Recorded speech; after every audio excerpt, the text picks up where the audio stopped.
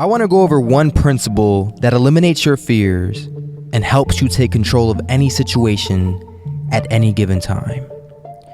Now, this doesn't mean that you're going to walk out of here behaving like the next Kanye West, taking control of microphones and whatnot, but it does mean that you'll learn how to be more conscious of your fears before you let them take over, so they don't stop you from doing whatever it is that you want to do.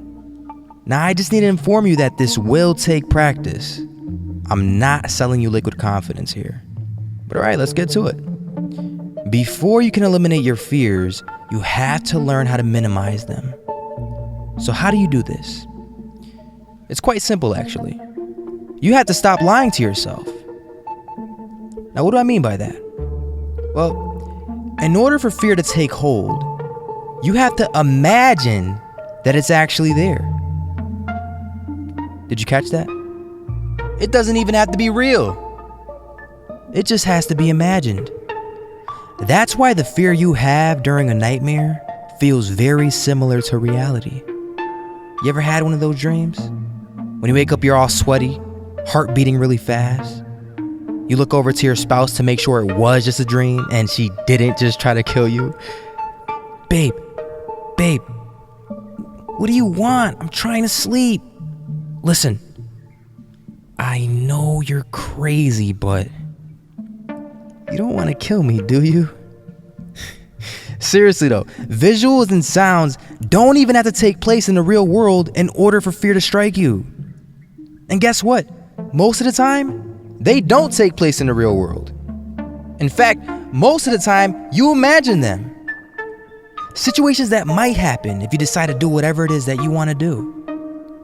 And those situations you imagine are usually bad situations. What if I hesitate? What if they laugh? What if they say no? What if this? What if that? What if... You take a deep breath and stop lying to yourself. What if you stop imagining these bad situations happening? Because most of them are lies. These situations never happen to you. They're not true. And even if they did happen before, there's still hope, and here's why. Fear can only stop you if you imagine these bad situations over and over. Listen, I'm not saying that top performers don't have fears. They certainly do. Your brain has a survival mechanism. It wants to keep you alive and away from things that trigger fear. But you gotta understand, the brain is so powerful, it can't tell the difference between imagination and reality. If you imagine a bad scenario happening over and over again, your brain is gonna register this as actually happening. And the more you do it, the more powerful the fear gets. The more powerful it gets, the more of a chance it has at stopping you from achieving your goal. And it communicates this with your body. It goes something like this. Attention legs. It is apparent that Logan got rejected by that girl 23 times. This causes me to release an extreme amount of serotonin, which gives our entire body anxiety. And then your legs respond. Hey, is that why I feel weak sometimes? Yes, I'm sorry, but it's your fault. Please stop walking up to that girl. From what I see up here, Logan doesn't have a way with the ladies. Hey, listen, brain. It's not my fault. You think you're such a genius? We never even walked up to that girl once. And then your other leg backs your first leg up. Yeah, dude. We've totally just been like, chillin', man. Yeah, you hear that? You better fix your screen up there or something. Damn it. Logan is lying to me again. Now that is how your brain would respond to your legs if it didn't have an ego. But it does, so instead it says something like this. Nope. Screen looks perfectly fine to me. Stay away from her. Poof. Whatever. You're the boss. Damn right. And that's what happens. Your brain thinks it's doing you a favor by keeping you away. So you never give yourself a chance. But how do we stop this habit of imagining bad situations? These imaginary situations that are causing you to be fearful? Well, think of something you're not afraid of. could be swimming, clowns, close spaces. Now, I'm giving these examples because these are very real fears for some people, maybe for you. But for most of us, they're not really much of a bother. But why not? Well, it's because these things aren't dangerous in most cases, and we see that as a fundamental truth on a subconscious level.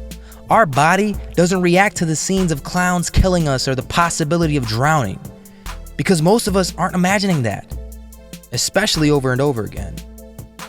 Do we have them? Maybe, once or twice, but we don't feed the fear.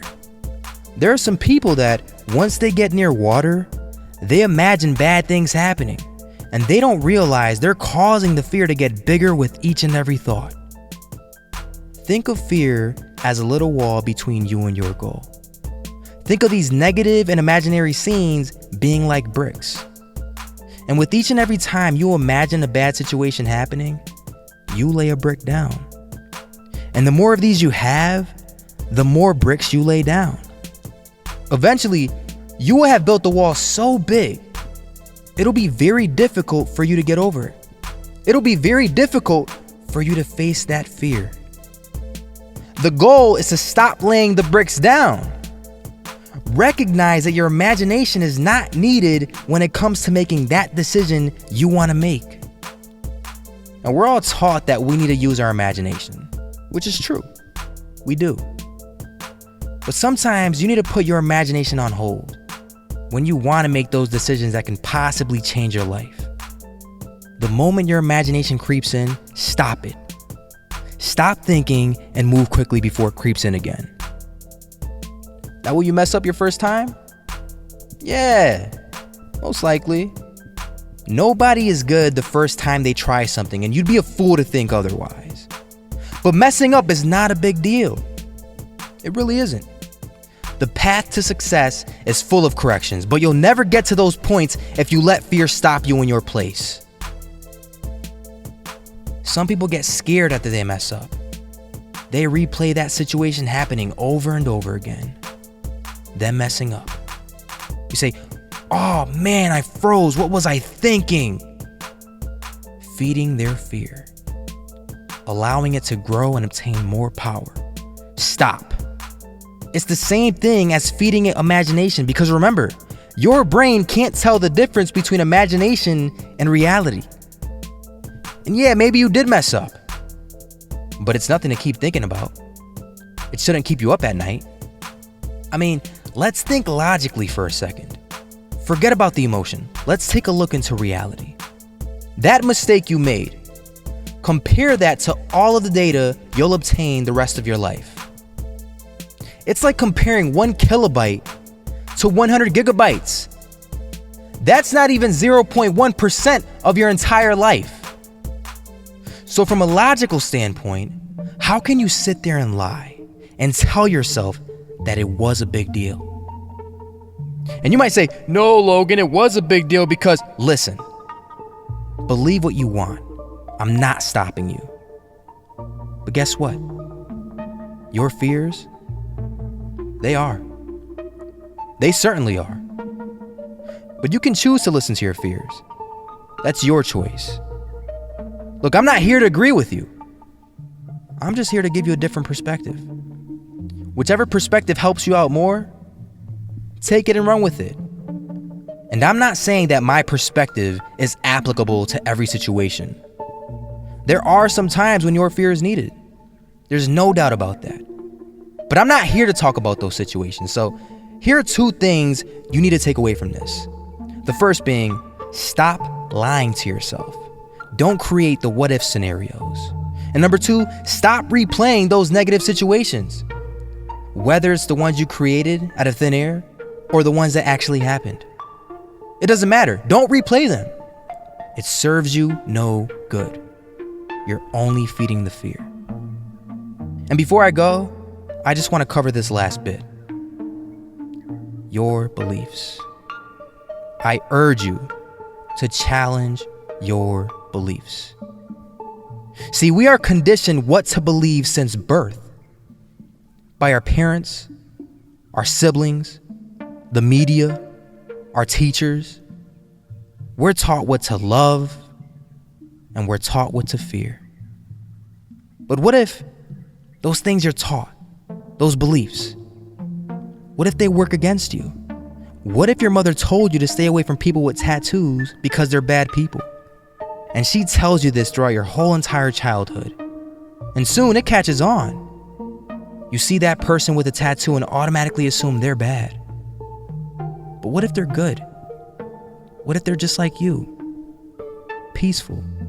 These are the type of scenes you should be imagining to eliminate those fears. These are the what ifs you need to be asking yourself. What if they applaud you? What if you ace that test, get that job, make that sale? And what if, by chance, you marry that girl? These are the only scenarios worth replaying, worth imagining. Peaceful situations.